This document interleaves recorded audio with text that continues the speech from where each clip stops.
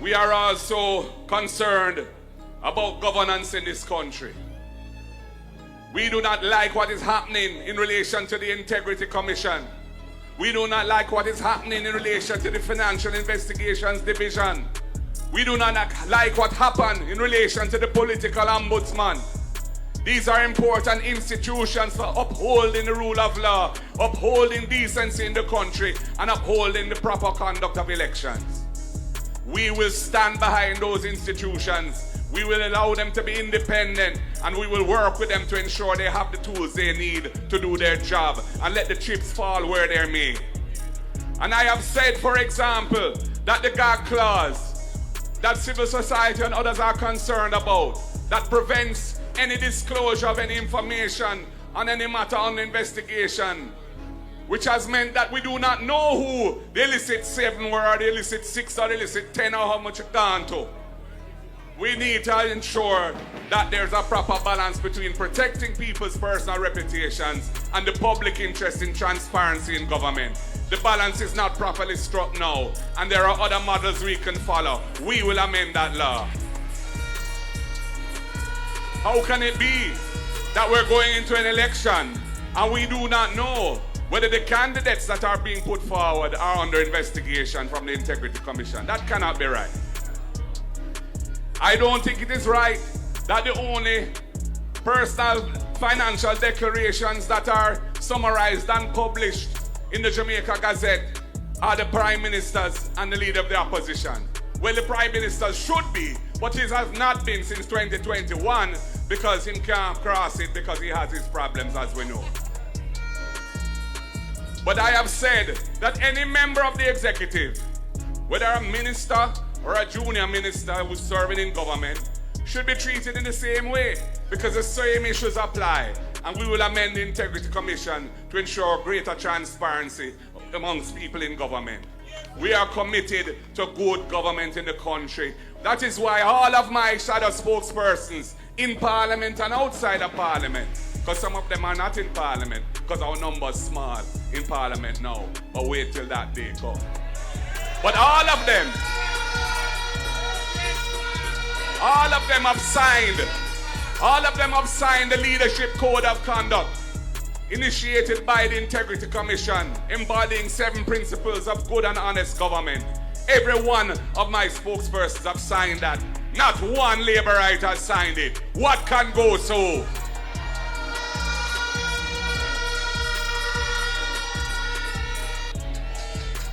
Everywhere I go, I hear the frustrations of the people, the despair of the people, the feeling that they were promised prosperity but have been left standing in the same place where they were 10 years ago. Some of them are worse off than they were 10 years ago. But I also see something else. I see the determination of the people. I see their love for their country. I see people who have not given up hope. And I want you to know that I haven't given up hope either, because this is a great country and we're going to make it great for our children and the future generation. This upcoming election is not just another election. It is a turning point in the history of the country. It is a moment for us to decide what kind of country we want to live in and what kind of leadership we want our country to have. Because Jamaica, time come for honesty. Time come for decency. Time come for leadership that cares, that listens, and will deliver for the people of this country. For too long now, our people have been governed by a crew more focused on public relations and gimmicks than serving the people who elected them. Billions of dollars missing from the public purse. Missing and gone. Hospitals unfinished. Schools overcrowded. people struggling to buy food, struggling to pay bills, while government ministers enrich themselves and get richer and more arrogant every day. That is not leadership, people. That is exploitation of the people. But I believe in something different. I believe in good government. A government that works for the people. Service over self. That is the motto I uphold. I believe that every family, all people in Jamaica, should have access to affordable housing, clean water in the tap, in your pipe at home, health care that you can access that doesn't leave you in poverty. I believe in a strong and growing economy. Not talk, but action, backed up by real investments in young people, in agriculture, and in small business to drive growth and to drive wealth creation in this country. I believe in Jamaica, a Jamaica where children can have access to the best education, no matter what their address and where they live. I believe in a Jamaica where women, children, our elders, persons with disabilities are heard, are protected, are not used or ignored or abused. This is not a wish list, my people. This is our mission, because dignity should never be a privilege. Dignity is the right of every Jamaican.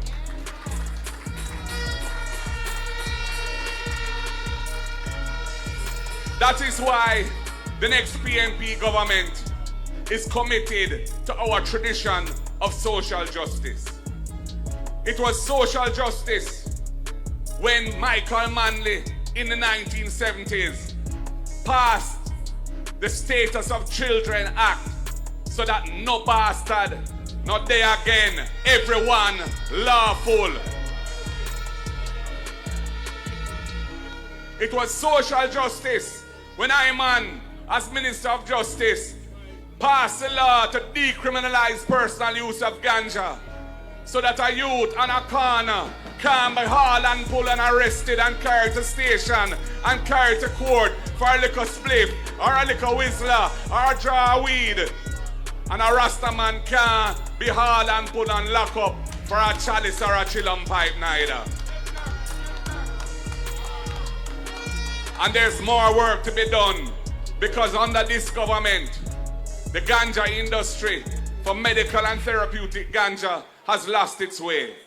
Persons who have invested in it are very upset and unhappy with how it has been handled by this government.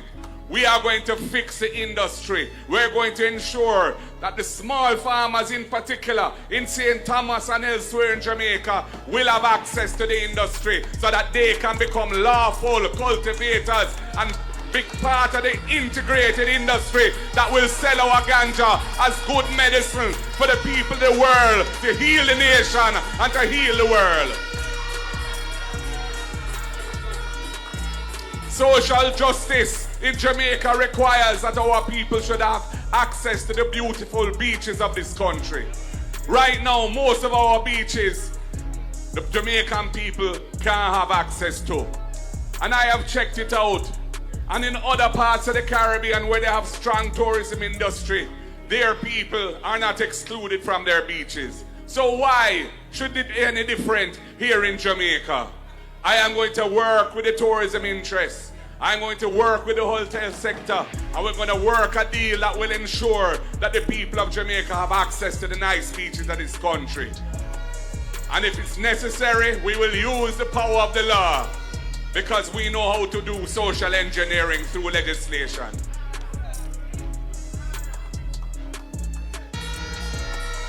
We support fundamental constitutional reform. We want to decolonize Jamaica fully. Time come for that. But the piecemeal way in which this government has been approaching it can't work, and we won't let them hoodwink us on the issue. of sovereignty for the Jamaican people. Yes, we must get rid of the monarch, the overseas foreign monarch, and have a local Jamaican as our head of state. But we must also have our final court being an accessible court that the people of St. Thomas and the people of Jamaica generally can access if they need to find justice through the final court. And right now you are denied that because the current arrangement is fundamentally inaccessible. You have to be a multi-millionaire to take that case to London, and you need a visa to go there, and many of us can't get it. So that is the wrong system, and we must get rid of that because that is a practical issue, not just a symbolic issue. Access to justice is fundamental, and we need to ensure that both aspects of our sovereignty are repatriated to Jamaica when we go forward. And we will look at things like fixed election dates, because we can see the way the Prime Minister has been going on and all the uncertainty and frustration it is causing across Jamaica, where everybody is just anxious to get it over with and change the government out and move on. Fixed election dates would solve that problem. And if the people of Jamaica support it, the next PNP government will pursue it.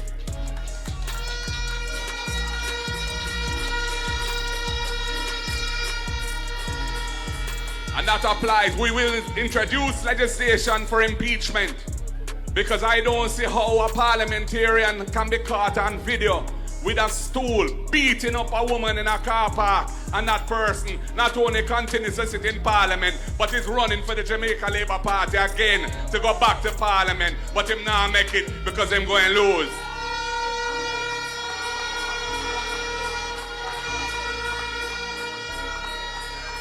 And for those delinquent members of parliament that abandon their responsibilities and have their people suffering, we will introduce a system of recall so that the people of the whichever area they represent, whether it be constituency or local, can get rid of them if they need to during the term of office where they're not doing their job and they're letting the people down.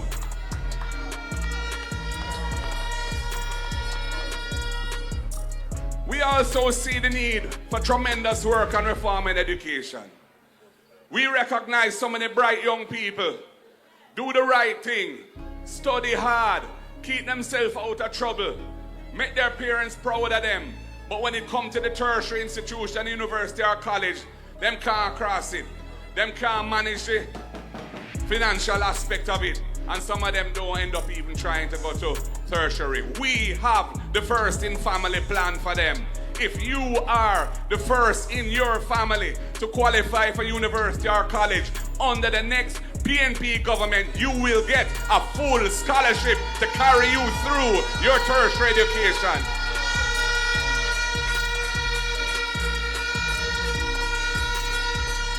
And that is not just for you.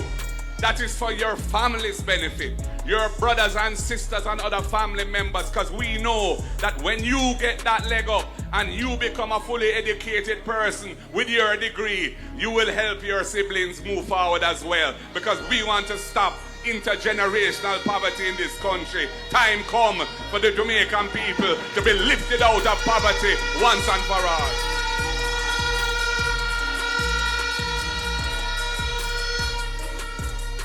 I know that many young people are struggling. They get a job, they leave school or they leave university, and they would love to get their own home, but they can't afford it, and they have to be with their parents or with the family home until they get to the retirement age, some of them.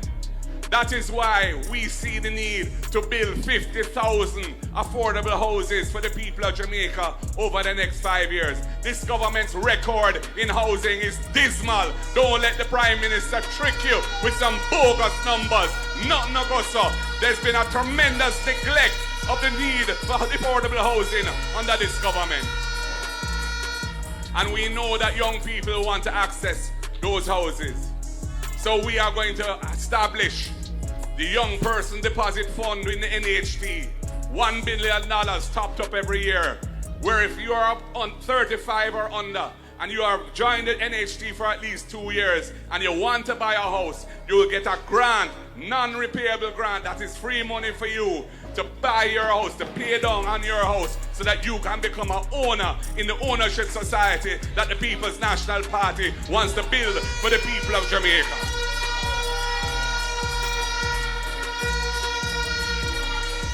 And for those of us who are excluded from the housing market because we can't prove our income to become eligible for a mortgage loan, we have the rent-to-own scheme designed for you. So if you are a farmer or a taxi operator or a hairdresser or a cosmetologist or you have a little shop or whatever it may be, but you don't have a pay slip that shows your income from a big employer, don't worry yourself. The PNP is looking out for you. You will be able to move into one of those houses that we're building, and you can go in as a tenant, pay the rent, which is equal to the mortgage. And after 6 months, if you've been making the payments, we will say you have proved yourself. You don't need no pay slip. You can get access to the mortgage, draw down the loan, buy the house, and move from being a tenant to an owner with your owner door key.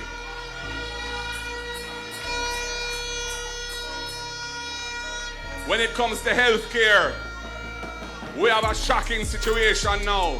Cornwall Regional Hospital still not operating properly. $20 billion spent, no accountability for it. Nobody, the buck doesn't stop with anybody in the Andrew Holness government. And then if you go to any public health facility, in fact, in this country, and you're sick, chances are you're gonna have long waits, possibly overnighting or several days sitting on a bench or in a chair because there's no bed or there's no this or there's no that, and this not working and that not working. Pure arms house going on in Jamaica. Time come for better government, a caring government that looks about the healthcare system for the people. We plan to have a proper system of screening so that we can reduce diabetes, hypertension, cancer, catch those things early, manage them better so they don't end up ruining people's lives and costing all their savings and borrowings. Because we want to deal with these things early, there must be a proper screening system. And we want to have urgent care centers in every parish so that if there's an emergency, you can go there and your life will be saved. You'll be treated by a doctor when you're no longer critical, and then move to a proper hospital for the care that you need to get fully better. The next PNP government is about uplifting the people. It's about serving the people. It's about putting the people's interest first. And when I talk about agriculture, Dr. Campbell mentioned some of our plans. Time come for the farmers to get a new deal. Time come for the Agricultural Development Fund, which is going to be funded out of the taxes that are charged on imported food, and will ensure that our farmers get a break when it comes to land preparation, access to working capital through the PC banks, storage facilities, irrigation and water, all of these things. Our farmers are the backbone of the country's economy, but we need to increase their productivity, increase food production, reduce food insecurity, make Jamaica strong and resilient, and also we can ship out food to the rest of the Caribbean that isn't blessed like we are with the best this and the best that, because we know that Jamaica has the best food when it comes to everything from ginger to cassava to yam to cocoa to Sea Island cotton to the good ganja, which we are known all around the world because we produce the best.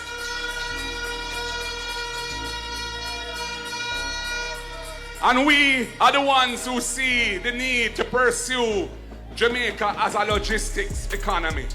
We are positioned on the major shipping lane through the Panama Canal. We are also an English-speaking country, and we are on the same time zone basically as the Eastern Seaboard. Jamaica needs to integrate our economy into the world trade system so that more value-added goods and services are provided here in the maritime area, in manufacturing and so on. We have the plan. It needs more work. There needs to be a proper ecosystem of laws and procedures that can support it, because that is how we're going to help to transform Jamaica from 7,000 a year US per person GDP to the 20,000 where we should be and more, which is where many other Caribbean islands are. And all of that requires an energy to be produced at an affordable price. And that's why we have Philip Palwell in the energy ministry, the man who broke the monopoly in telecoms, and ensure that Jamaicans benefited from multiple players. He is the man who is going to ensure that the energy system gets the investment it needs to transform from being fossil fuel reliant to the good renewable energy from the sun that the God has given us, so that we can have affordable energy and we can also use it to help those who are currently not accessing lawful electricity, but we can empower them to become lawful through our plan, including solarizing their homes. And we need a proper, efficient government. The bureaucracy of the country is too inefficient and unfriendly for people who have to use it. We have problems when it comes to how long it takes to do things, how expensive it is, the frustrations that people have to suffer to get their business done. It turns off investors. It slows up the economy. Well, I am on Market G. Me are the guinea dog for that. I am going to take charge of that issue when I become Prime Minister and make sure that we get some work done so that the efficient bureaucracy that the economy needs and the society needs can be achieved. So comrades and friends, I don't come here to you with ego. I come with experience as a top lawyer in the country, as an investment banker for many, many years, as a legislator who has been very involved in the passage of legislation in the parliament, as a minister, former minister, who had a lot of work to do to support the IMF program where we passed every test, and to somebody who is ready to assume the mantle of leadership and lead the country in the interest of the people with clean hands and a pure heart. I come with a team. I come with a team of quality individuals who are ready to serve. A mix of experience and youth, but brilliant youth with academic credentials and with experience in their own right in other walks of life. And I come with a purpose to build a better life for you and for your families and for every Jamaican. So I ask you, don't just vote for the PNP. Vote for yourselves. Vote for your fear. Vote for your families. Vote for fairness. Vote for hope. Vote for leadership that puts people first. Leadership with integrity. The moment will soon be with us, and that moment will be your moment, Jamaica. Time come for a better life. Let's go forward together and build a better Jamaica. One love, comrades. God bless you all. The word is love. St. Thomas! Yeah.